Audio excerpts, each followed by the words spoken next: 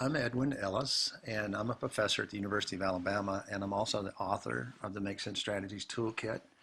And in this presentation, we're going to be looking at various applications for math and basically how graphic organizers and the smart visuals on the software can be used to enhance math instruction. So primarily the purpose of this presentation is just to give you a sense of different ways that graphic organizers can be used to teach math. And so we'll be looking at a variety of different types of graphic organizers, as well as samples of how teachers have used them when teaching various math concepts, processes, as well as basic rules of math. So to begin with, you may be wondering, well, why graphic organizers in math? Because a lot of people don't really connect or think of graphic organizers when they think of math, but there are a number of really good reasons. One is when you're teaching math, it makes critical information a lot more explicit. So for an example, a lot of times we will verbalize information about math concepts, trying to explain it, but when we put the same information on graphic organizers, it creates a format that makes the ideas a lot more explicit to students. And thus, it helps students really focus on what are critical features of key things about math concepts, processes, and rules. Likewise, it also provides an alternative or additional format for remembering semantic math information. Now, semantic math information deals with the information of math or the concepts or definitions of things or like that, as opposed to math processes or the steps of calculating math. Likewise, the graphic organizers help organize students' thinking as well as reveal structures that may not seem obvious to some students. So for an example, there are a number of different math competencies that graphic organizers are particularly useful for. And as I mentioned earlier, math concepts, rules, and processes. So for an example, math concepts that you typically teach in middle or high school include things like what a rhombus or trapezoid are, the meaning of binomial or polynomial, and so forth. Examples of math rules are when to apply different systems of linear inequalities, or the Pythagorean theorem, and when to apply it and when not to. Math processes include things like steps to computing unknown angles and steps to computing dots, or the differences in two squares. So first, we're going to take a look at knowledge of a math concept and look at well, if we were to dissect that kind of knowledge, what kind of knowledge do students need to have in order to really understand a math concept? And so obviously students need to understand sort of the gist of a math concept, but they also need to know the critical features. And so this is sort of analogous to main idea and details. Now when you look at critical features or distinctive features, there are three kinds of features of a concept. There are features that are going to always be present and apply to the concept, features that are sometimes associated with it or sometimes not, and also features that are never associated with it. And we really need students to understand the differences between all three and be able to know what the features are of a concept across these three dimensions. Likewise, we often have students or expect them to know how different concepts are similar or different from each other. They need to be able to recognize examples of a concept as well as produce examples. Likewise, they need to produce non-examples of a concept and recognize those. So basically, they need to know what it is and also what it's not. Likewise, not only do they have to know what the concept is about, they need to know when the concept is appropriately applied and when it's not applied. Thus, you're also going to have these features of when it's always, sometimes, or never applied. In addition, we often want students to know relationships of one concept to another and factors that may affect application of a concept or things the concept may affect. So when you break this down and sort of organize it into major categories, when we're looking at the main idea or gist and features of a concept, we're basically defining it. When we're looking at examples and non-examples and when to apply it and when it's not, we're basically looking at manifestations or different ways the concept shows up in applications. And likewise, when we're looking at relationships to other concepts and what it affects and what affects it, those are what we call relational understandings. And so graphic organizers are really great tools for teaching each of these kinds of knowledge. So basically, we're going to be looking at multiple sections of the Make Sense strategies in terms of how they can apply to math. One area we're going to look at are hierarchic typographic organizers and examples of how they can be used. We're also going to look at a variety of compare and contrast and how math concepts can be used when you're making comparisons. Likewise, we're also going to be looking at math concepts type smart visuals and different types of those. So to begin with, on the home page of the software, if you click on two main ideas, what will open up is this page. And this will be a variety of different smart visuals. And remember, they're interactive, which means you can type on them, you can save them to a folder and that sort of thing. You can also use them with smart boards, etc. So, anyway, this page will open up, and we're going to take a look at like a two main idea frame. And so if you click on the word color, what will open up is this interactive two main idea frame, which is basically a Word document.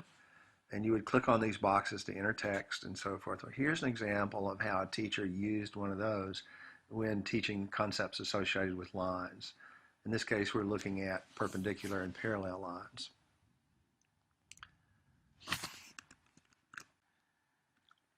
Now here's an example of two main ideas for classifying triangles.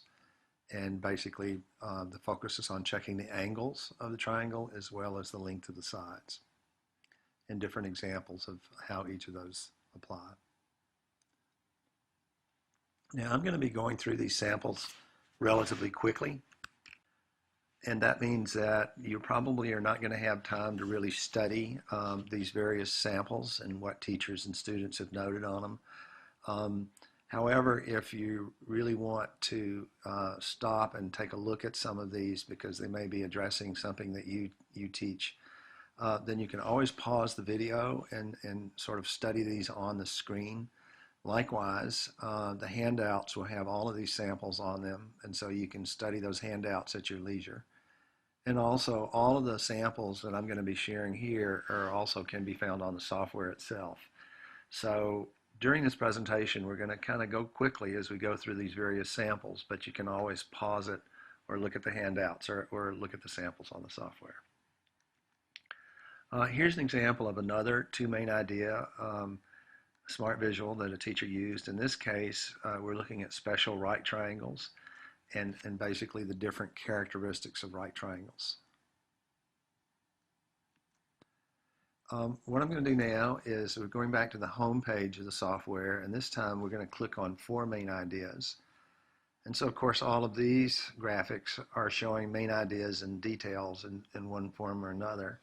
And so just to look at a few math applications there, we're going to take a look at this box frame for an example.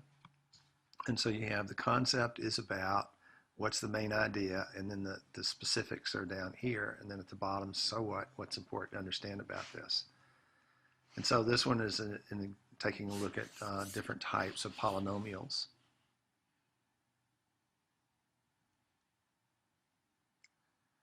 Here's another four main idea graphic that's focused on classifying quadrilaterals. Now, so far we've been looking at mostly geometry examples, and we're going to start moving into some others. For an example, radical formulas.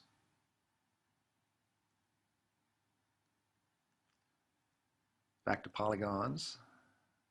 Different teacher used this one. Here's an example of different types of exponents.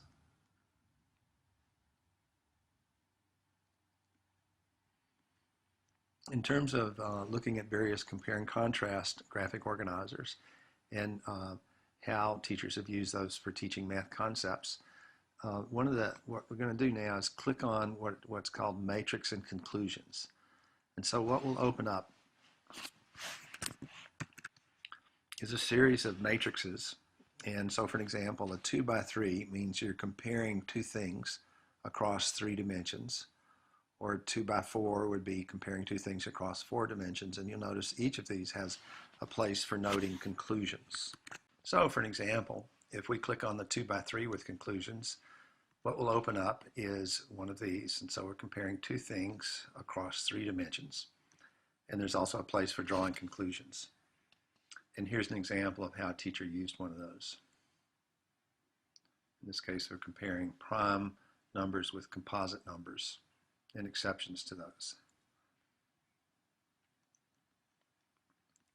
Here's an example of one that focuses on a matrix with double conclusions.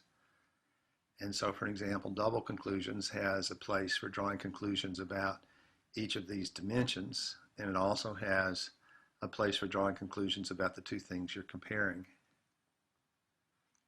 So, for an example, cube versus square.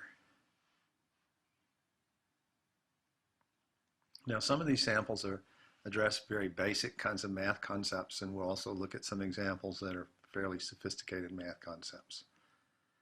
So down here on the home page of the software, there's a whole section titled Math that focuses on essential understandings of 3 areas: math concepts, computational processes, and math rules and theorems. And so just to continue along the line of teaching math concepts, I'm going to click here, and that will open up a page. And these are specific smart visuals specifically designed for teaching math concepts. And so, for an example, I'm going to open this one, and let's just take a look at these prompts for an example. What's the concept name? What would be an explanation of the concept? A numerical example of the concept? A real-life application of that concept? And then a real-life situation where this concept would not apply and why it wouldn't. And so what we're looking at here are the various critical features of what the concept is and what it's not, when it's applied and when it's not applied. So what makes this different from the graphic organizers we've already looked at is with these essential understanding math organizers, you'll notice that there are very specific prompts that are already on there specifically related to essential understanding of the math concept that you're teaching. So here's an example of how a teacher used this particular one.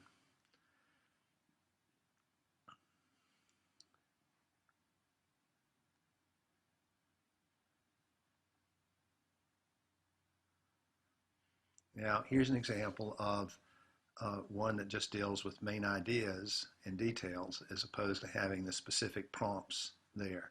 So you can see how this one has the prompts put on it, whereas this one is just main ideas and details, to give you an example of how they differ.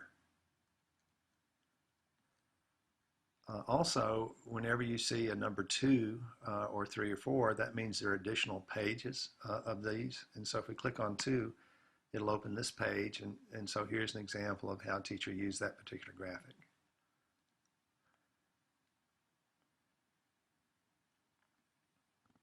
In terms of using graphic organizers for teaching computational processes, basically, when we're teaching computational processes, first thing that comes to mind is being able to actually perform that process. But there's a lot of other knowledge related to those computational processes that students also have to learn. And so, for example, obviously they need to know what the steps are, but they also need to know what are some key decision points that are in the process or as they're implementing that process. And so, for an example, a lot of these decision points requires that students have knowledge of certain rules, as well as requires knowledge of various concepts. They also have to know when to apply this process, when it is applied, and also when you don't do it, when the process should not be applied. And so that involves knowledge of determining when the process is applied and what those factors are. And so just like with knowledge of a concept, you're going to have features of these factors that are either always, sometimes, or never appropriate. Likewise, we often make comparison to other processes. And so this first part is really understanding the definition of the concept. And the second part is dealing with applications of it. And so again, graphic organizers can be really helpful in fleshing out these different and not so obvious dimensions of teaching math processes. So for an example, this area under sequence has a number of graphics that you can use for teaching about math processes. And so if we click on steps under sequence, this page opens up. And so we're going to take a look at a sample of the 5 steps basic. And so basically you have the name of the process and basically what it's about. And this is when there are 5 steps to it. And then finally why these steps are important. And here's an example of how a teacher used that particular graphic. So basically defining the steps to a ratio method.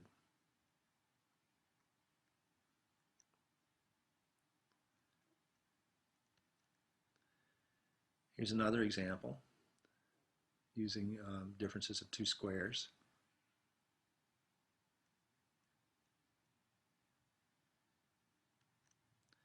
Now this is an example of using one of the hierarchic graphics for graphing linear equations. And so this is showing the 2 different approaches, the slope-intercept form and then the standard form.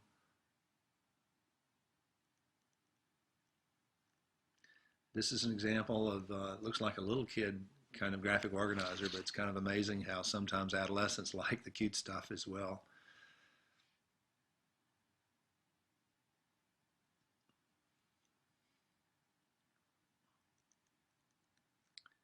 Here's an example of 2 main idea suitcases for teaching math processes.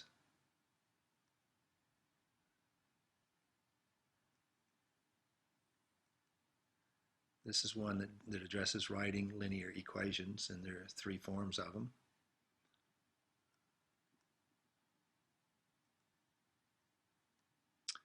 This is one that a teacher developed about the transformation of functions, reflections, translations, and dilations.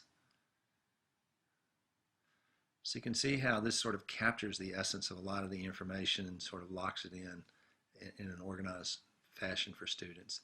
Plus it's kind of fun when you have clouds and feet and that sort of thing. It kind of makes it a little more interesting. Systems of linear inequalities.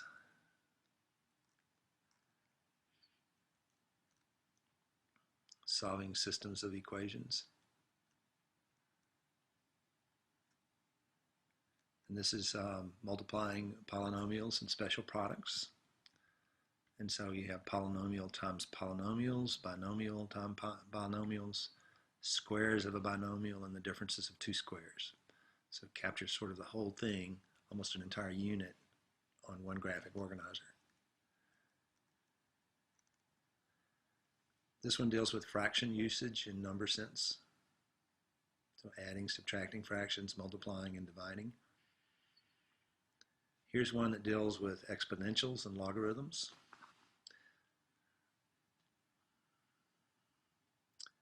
Good old order of operation. Please excuse my dear Aunt Sally.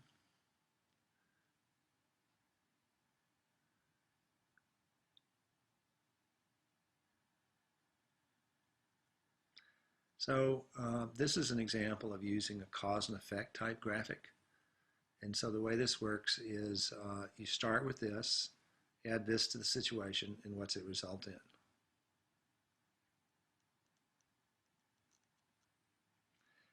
Another area that you can use graphic organizers is when you're actually teaching about math rules. And so like concepts and processes, there are different dimensions of knowledge about a rule that are important for students to understand. And so they need to know basically the main idea or gist of the rule as well as critical features of the rule. And they need to be able to compare this rule to other rules. Like a math process, they need to know when the rule is applied and when it's not applied. So what it is and what it's not, when to use it and when not to use it. They also have to recognize factors that determine when the rule is applied. And just like with concepts, you're going to have always, sometimes, and never type factors. And so this is basically the rule's definition, and these are applications, kinds of knowledge. So for example, if we focus on rules and theorems of this part of the software, this page will open up. And just to give you an idea of how we might use what's called an ASN, or sometimes always and never, you have the name of the rule, when it's applied, when you encounter this, then this is what you do. And this is always, or words that always describe this rule or when it applies, words that sometimes describe the rule or when it applies, and words that you'd never use to define the rule or when it applies. So here's an example of that.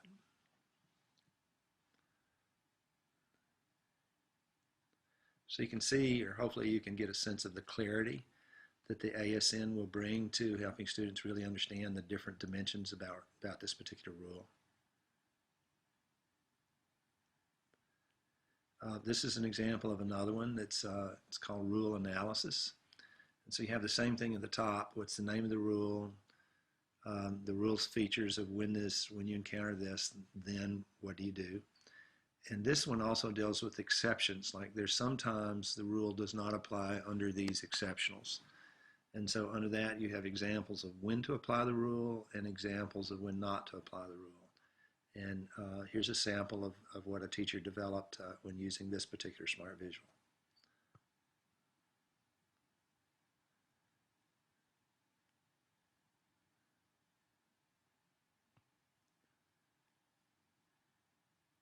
Here's a simple sort of when-then.